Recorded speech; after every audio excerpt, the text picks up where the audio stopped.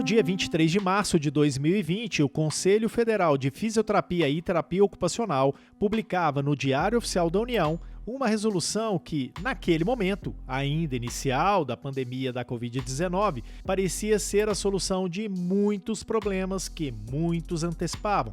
Tal solução diria respeito à quase certeza de que seria necessária a adoção de medidas de isolamento social, ou de quarentena, ou até mesmo do temido lockdown, imposto nos países que enfrentaram a Covid-19 antes do Brasil.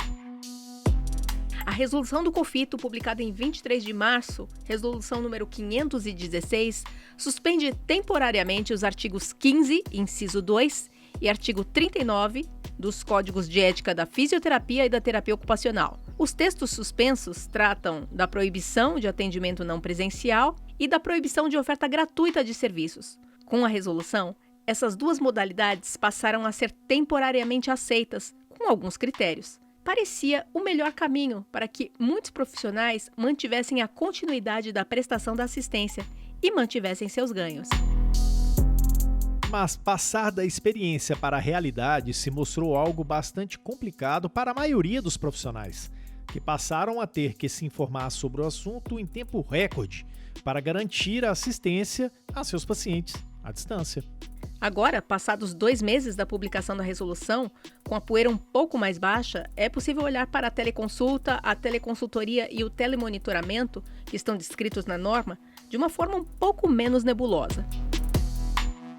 Menos nebulosa, mas não menos complexa e com uma carga de responsabilidade ao profissional tão grande quanto, ou talvez até maior, que o atendimento presencial. Se você, como muitos colegas seus, foi pego pelo turbilhão da Covid-19 e ainda não compreendeu as questões principais da telereabilitação, continua com a gente aqui no podcast para aprender um pouco mais sobre o que é isso na prática.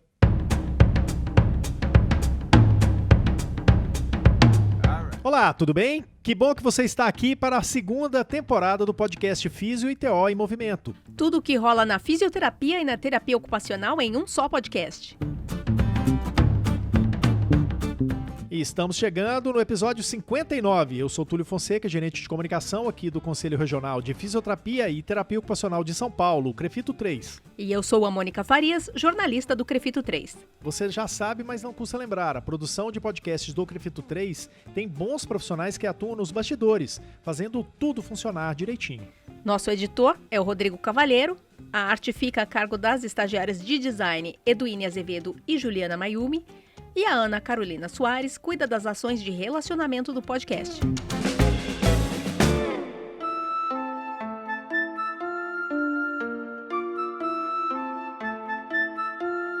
O colega veio até de maneira agressiva, falando, não é possível, a fisioterapia nunca pode ser online. A Covid-19 chegou como um tsunami, derrubando certezas e exigindo a ação de novas posturas.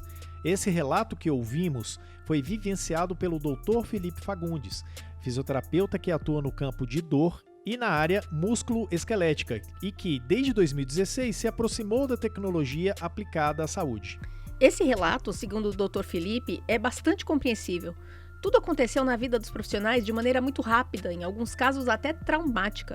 Mas, para ele, é possível ver luz com o baixar da poeira. E essa mudança, ela é dolorosa para o profissional de saúde e ela é dolorosa para o paciente também. E ela nos foi imposta em 20 dias. Isso está sendo uma transformação muito legal. Muito legal no sentido de que a gente pode se posicionar como uma profissão que pode levar mudança de hábito de vida, sabe? Mudança de comportamento e isso por si só já é uma baita ferramenta que a gente pode usar, né? Então a gente muda daquela visão tecnicista que a gente costumava ter por uma visão mais centrada no paciente. Eu acho que se a gente conseguir entender isso, a gente consegue entregar um trabalho, um serviço pela tecnologia de uma maneira muito mais leve.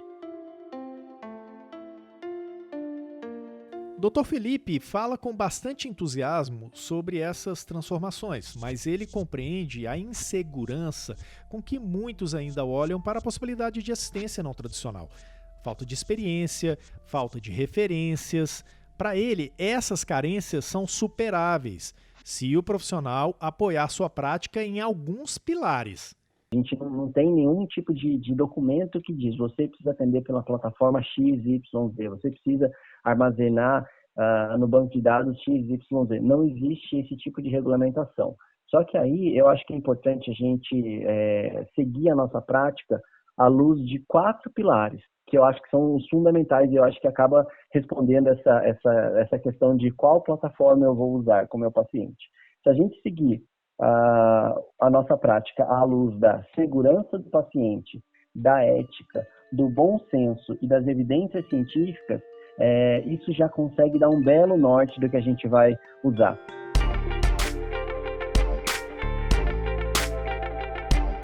Abordar essa questão, essa necessidade de introduzir a telereabilitação na realidade da prática profissional já não é mais uma escolha.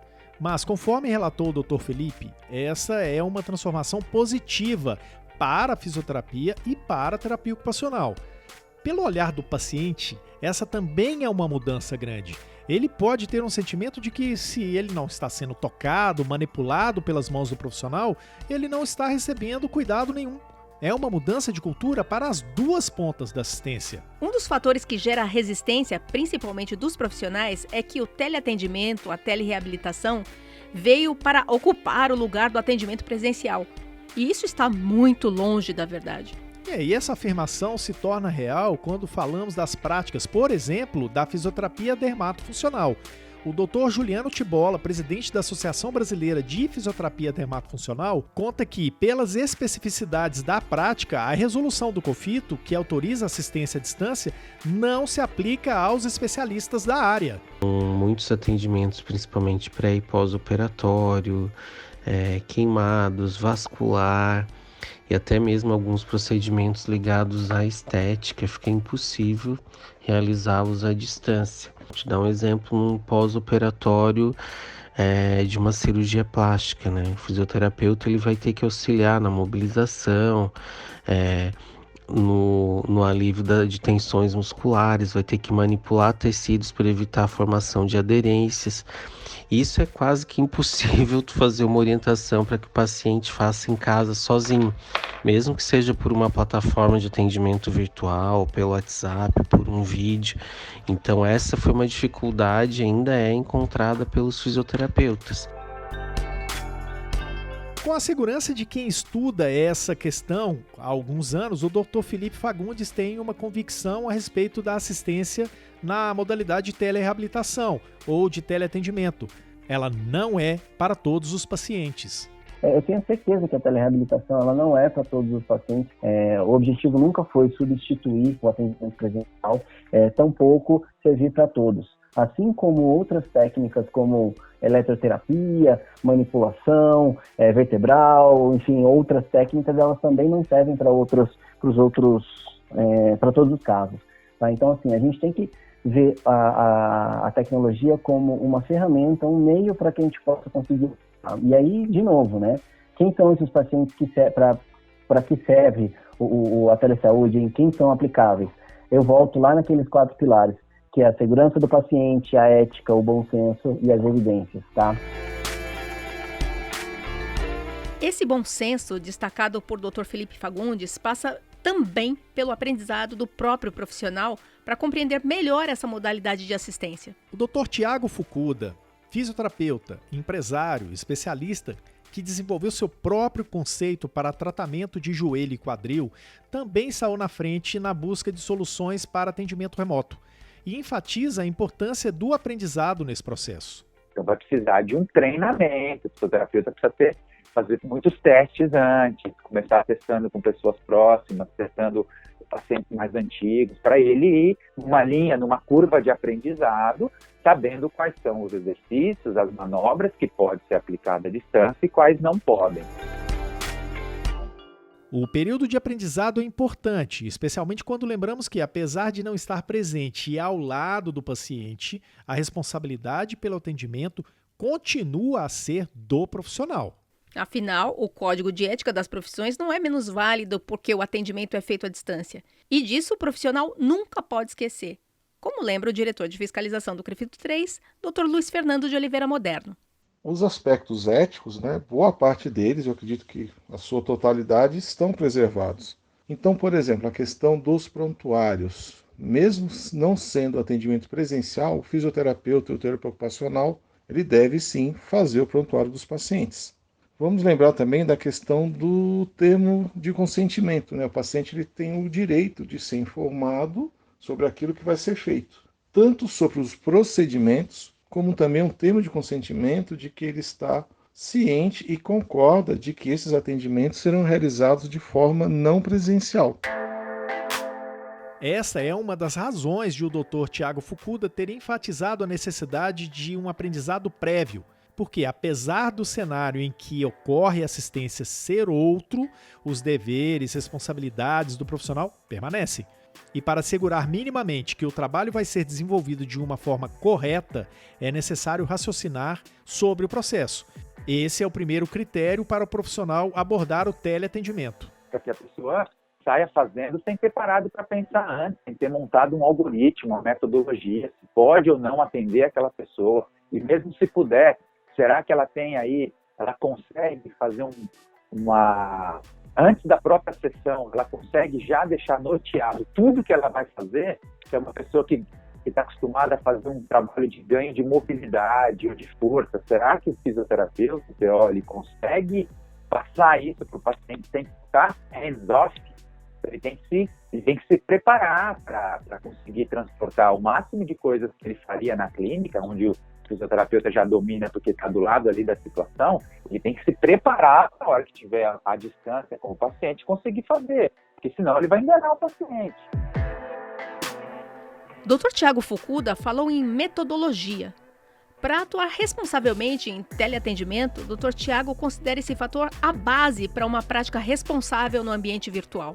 Bom, o primeiro passo é você precisa ter uma metodologia, né? O atendimento à distância, o teleatendimento, principalmente quando vem um paciente pela primeira vez, uma teleconsulta, exige muita perspicácia do fisioterapeuta e do TO para que ele consiga primeiro excluir o que nós chamamos de bandeira vermelha.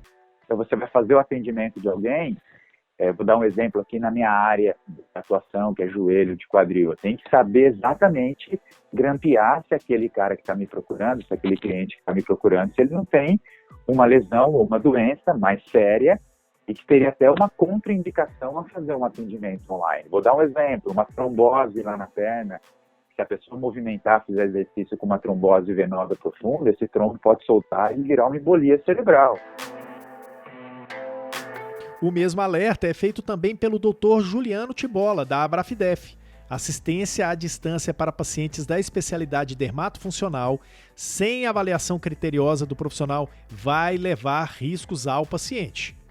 No caso de alguém que tem um linfedema, por exemplo, em membro inferior, você tem que avaliar vários sinais e sintomas e é impossível fazer isso à distância.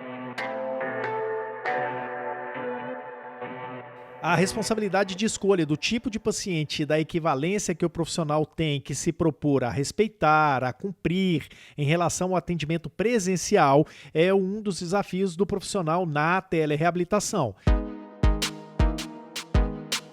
Conseguir cumprir os critérios de tecnologia e estrutura mínima, especialmente num país como o nosso, com tantas restrições de acesso, por grande parte da população, representa um desafio adicional. No atual cenário da pandemia da Covid-19, a reabilitação, em consequência das sequelas respiratórias e motoras de pacientes internados por muitos dias, a resolução do COFITO, que autoriza o atendimento à distância, abriu uma porta para a atuação de um grupo de fisioterapeutas voluntários. A doutora Luana Mota Soares, do projeto Fisioterapia Sem Fronteiras, explica que o grupo compreende a importância de se trabalhar o teleatendimento por meio de softwares específicos, mas que a emergência dos pacientes, muitos deles sem condição de acesso à assistência fisioterapêutica, exige algo imediato. E a gente percebeu que nada melhor do que o aplicativo do WhatsApp, que é um aplicativo que todos têm acesso, desde um paciente mais carente a um paciente que tem aí uma condição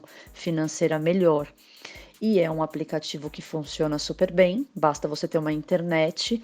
Então, todos os nossos teleatendimentos de todos os fisioterapeutas voluntários que estão nesse projeto são realizados através de videochamadas. Então, a gente liga através de vídeos, né? Então, são ligações através de videochamada.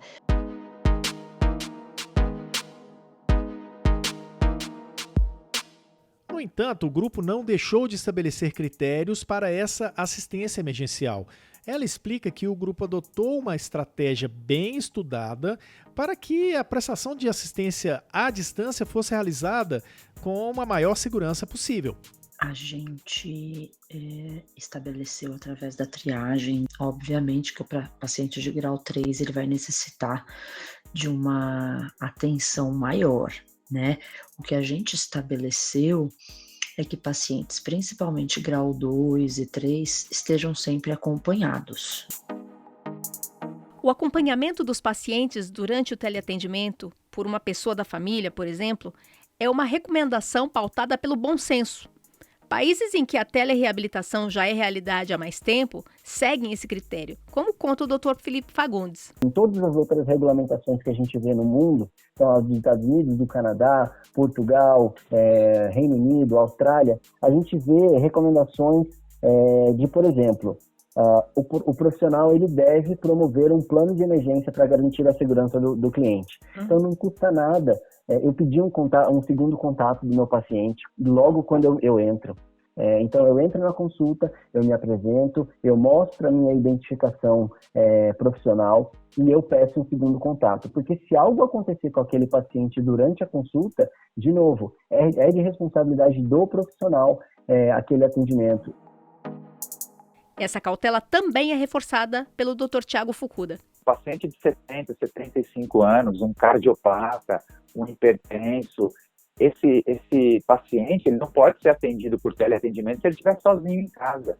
Então, como são coisas simples, mas só a experiência, como a gente está vivendo muito, está entrando de cabeça nisso, a gente já teve essa experiência. Como é que eu vou pegar alguém que é cardiopata, alguém que não pode subir muito a frequência cardíaca, e eu vou fazer um teleatendimento com ele sozinho dentro da casa dele? E se esse paciente descompensa? Eu estou aqui a sei lá quantos quilômetros de distância. Então, ou mesmo um paciente mais idoso, que não tem nada, mas que a gente sabe que quem está muito tempo sentado, você vai levanta rápido, já dá aquela tontura, que a gente chama de hipotensão postural. Você imagina se o seu paciente, a hora que ele vai levantar da poltrona para fazer um exercício, se cai a pressão dele, ele dá uma tontura nele, uma vertigem, ele cai na tua frente, não, né? Vai ser na sua frente porque é no computador, mas e se ele estiver sozinho em casa, olha o perigo que é isso. Então, hoje, quando o paciente é de um grupo de risco, a gente pede para fazer o atendimento com a gente, com alguém em casa.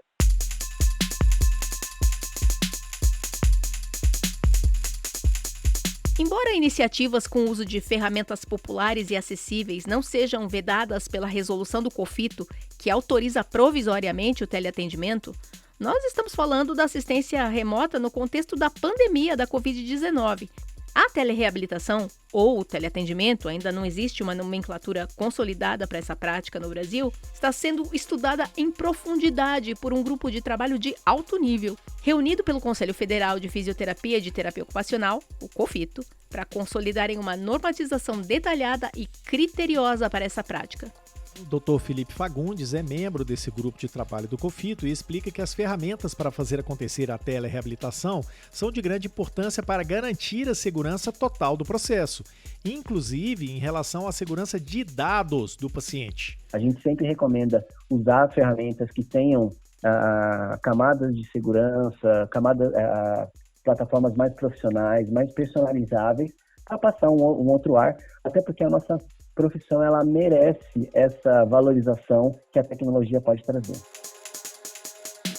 As questões legais e éticas do teleatendimento também precisam ser garantidas por meio da utilização de ferramentas confiáveis, preparadas para essa demanda. Eu vou precisar ter um prontuário, uma ficha de avaliação preenchida, uma evolução diária de cada atendimento. E se você não tiver um software que faça tudo isso, como é que você vai provar depois, seja algum problema jurídico, ou seja até o paciente na hora de pagar, ou um convênio que vai fazer alguém que atenda por convênio, como é que você vai provar para um convênio que você fez uma sessão para você receber aquele valor, Se você fez por WhatsApp, por FaceTime, por Skype, não dá. Você vai ter que achar alguma plataforma que possa registrar aquele atendimento, que de repente aquele atendimento vire um link e vire um número, e aquele número você vai lá e prova, ó, tá aqui o atendimento, tá aqui o registro do atendimento que eu fiz, tá aqui assinado virtualmente pelo paciente, ou pelo menos ele foi lá e deu o aceito, ou concordo, ou ele foi lá e clicou em cima para provar que realmente fez aquela sessão. Então você vê que tem muitas padronizações que nós vamos precisar, ainda estamos engatinhando nesse processo todo, mas já temos que nos preparar. Mas junto com a futura normatização, o bom senso do profissional e a adoção das ferramentas adequadas, ainda falta um fator bastante importante no contexto da telereabilitação. O desenvolvimento de uma competência essencial que, por muitas vezes, faz falta a muitos profissionais de saúde. O Dr. Felipe Fagundes explica. O terapeuta ele precisa de mais comunicação, ele não tem mais o recurso da mão, do aparelho.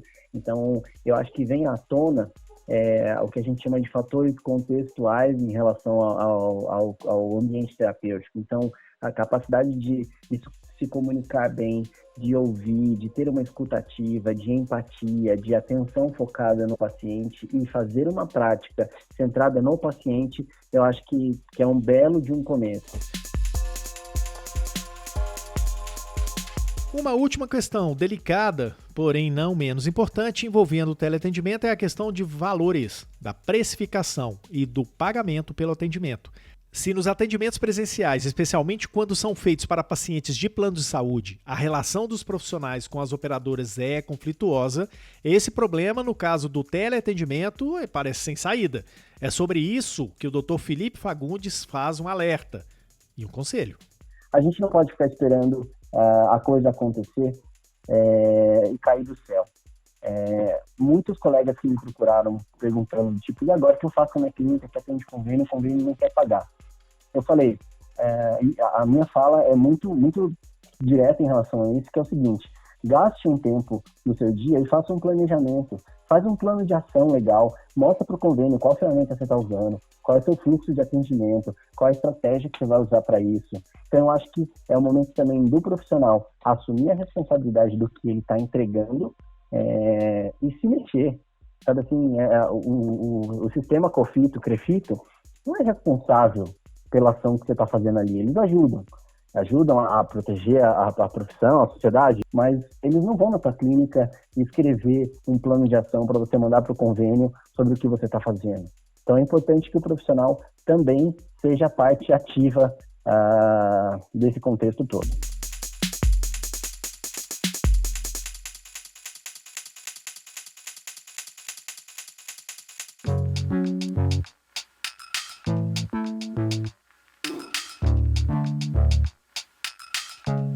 E chegamos ao fato ou fake dessa edição. Vamos lá ver se ficou alguma dúvida sobre o tema de hoje? É o seguinte, a gente propõe apresentar 3 afirmações e você responde se elas são fato ou se são fake, para saber se você está ligado no tema da semana. Vamos então à primeira afirmação de hoje. Mônica, diz pra gente, a resolução 516/2020 do COFITO normatizou a modalidade telereabilitação para fisioterapeutas e terapeutas ocupacionais. Isto é fato ou é fake? Túlio, isso é fake. Muita gente não leu a resolução, só ouviu falar e entendeu que está estabelecido o teleatendimento para fisioterapia e para terapia ocupacional, mas não é nada disso. A resolução, ela suspendeu temporariamente, nesse momento da pandemia da Covid-19, os artigos 15 e 39 do Código de Ética. O primeiro artigo, ele proíbe o atendimento à distância e o segundo proíbe a gratuidade do trabalho. Foi uma medida emergencial para evitar que os pacientes ficassem desassistidos. Enquanto não houver uma regulamentação do COFITO específica para normatizar a telereabilitação, ela não é autorizada plenamente. A boa notícia é que já existe um grupo de trabalho elaborando essa regulamentação. Ok, então vamos à segunda afirmação. A lógica e a dinâmica do teleatendimento é a mesma do atendimento presencial. A única coisa que muda é o cenário. Isso é fato ou é fake? Túlio, isso é fake. Se fosse real, primeiro significaria que o atendimento presencial não ia ser mais necessário. E o que é negado pelos entrevistados do podcast e por todo mundo que estuda e pesquisa sobre esse tema. Segundo, que os desafios para o profissional e para o paciente são muito maiores. A segurança física e de dados, o monitoramento do que é feito, o protagonismo do paciente é maior, a comunicação entre as partes precisa ser muito mais assertiva, muito mais desenvolvida. Nada na telereabilitação é igual à assistência presencial. É isso aí. E a gente agora vai para a terceira afirmação. O teleatendimento torna desnecessário o termo de consentimento do paciente. Uma confirmação via chat ou por e-mail já é o documento suficiente para cumprir essa exigência. Fato ou fake?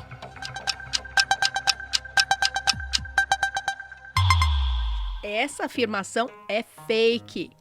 É até mais importante ainda cumprir as exigências de manutenção de prontuário, de assinatura de termo de consentimento e de outras documentações relativas à assistência, principalmente para que o profissional garanta que tudo foi realizado corretamente, caso algum problema ocorra no processo do teleatendimento. É uma garantia para ele. É que os profissionais saibam fazer bom uso dessas ferramentas. E esse foi o nosso fato fake de hoje. Estamos todos aprendendo sobre a telereabilitação, que chegou de sopetão na vida dos profissionais. E ainda vamos falar muito sobre esse assunto no futuro. O que a gente espera é que este tema tenha sido útil para você.